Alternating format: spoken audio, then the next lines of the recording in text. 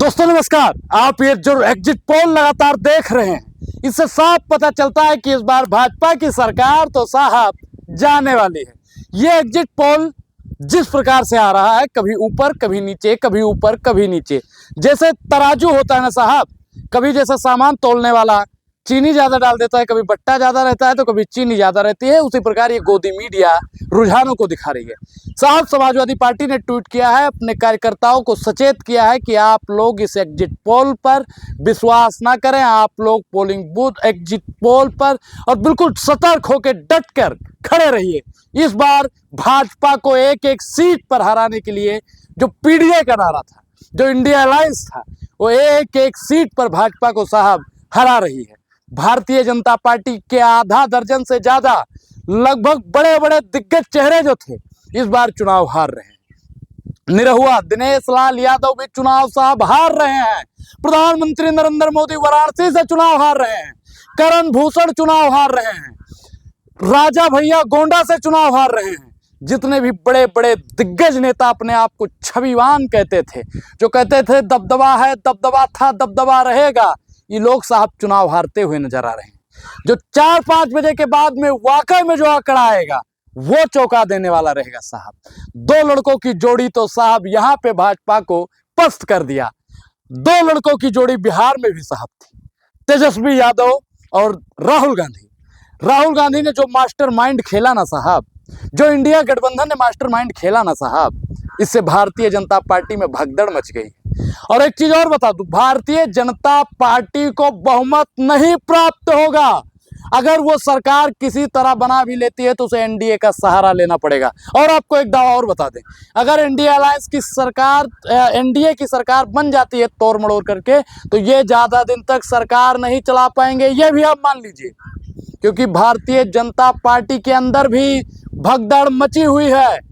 Bharatiya Janata party के तमाम बड़े चेहरे इस वक्त चुनाव हार रहे हैं साथियों। आप लोगों को निराश होने की जरूरत नहीं है। इस बार जुड़ेगा भारत, जीतेगा इंडिया। इंडिया अलायंस प्रचंड बहुमत से जीत रहा है। कन्हैया कुमार कभी आगे कभी पीछे। और आपको बता दें कि चांदनी चौक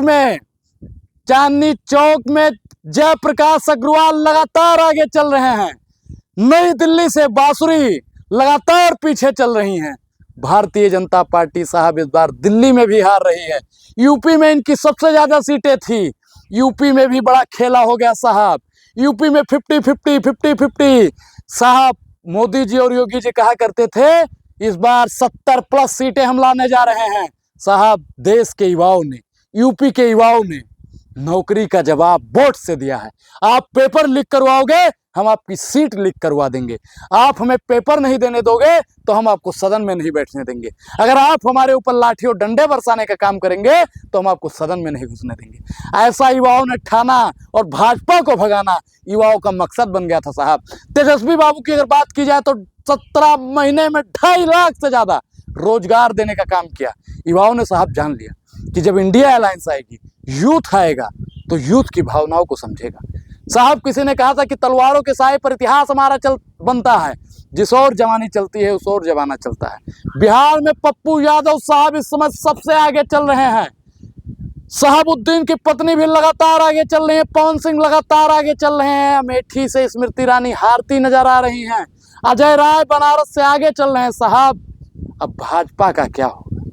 जब मोदी जी अपनी सीट नहीं बचा पाएंगे तो क्या सरकार खाक बनाएंगे? आप लोग सोचिएगा जरूर। इस बार भारतीय जनता पार्टी में साहब फूट पड़ने जा रही है, क्योंकि जो इन्होंने लूट डालो फूट डालो की राजनीति को अपनाया था ना, जनता ने साहब कह दिया कि बाय बाय मोदी, टाटा मोदी, नमस्ते मोदी, बस मजा आया। अब यही वाला सीन चलने जा रहा है। और मैं फिर बता दूं कि मैं एग्जिट पोल पर विश्वास नहीं करता हूं। मैं सिर्फ और सिर्फ एग्जिट पोल पर विश्वास करता हूं, क्योंकि एग्जिट पोल जैसे मैंने आपको शुरू में बताया कि तराजू की तरह हो गया है, कभी इधर तो कभी इधर, कभी इधर कभी इधर। जब तक एग्जिट पोल ना आ जाए तब तक आप लोग भ्रमित मत होइए। इस बार इंडिया अलायंस सरकार बनाने जा रही है दोस्तों। आप लोगों को जानकर बेहद खुशी होगी।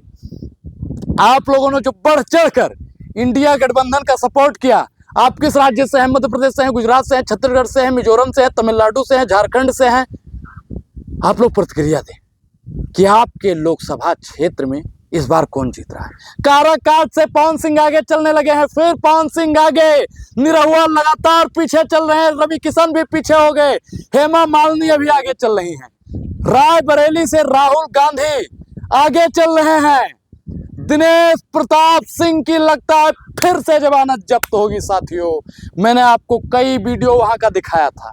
इस बार भी भाजपा का सुपड़ा रायबरेली से साफ होता नजर आ रहा है। भाजपा इस बार साहब सरकार नहीं बना पाएगी। अगर दुर्भाग्यवश उसकी सरकार बनती भी है तो उन्हें एनडीए का सहारा लेना पड़ेगा।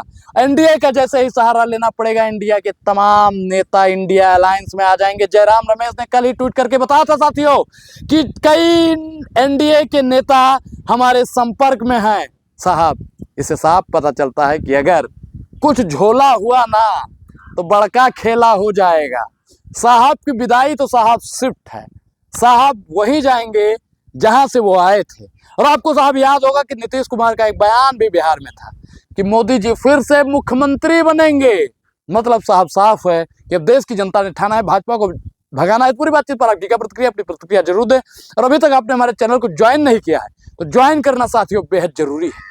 आप वीडियो को शेयर करिए, वीडियो को अपने दोस्तों तक जरूर पहुंचाइए और एक एक एग्जिट पोल क्या बता रहा है, गोदी मीडिया पर विश्वास नहीं करना है, नहीं करना है, मतलब नहीं करना है। धन्यवाद।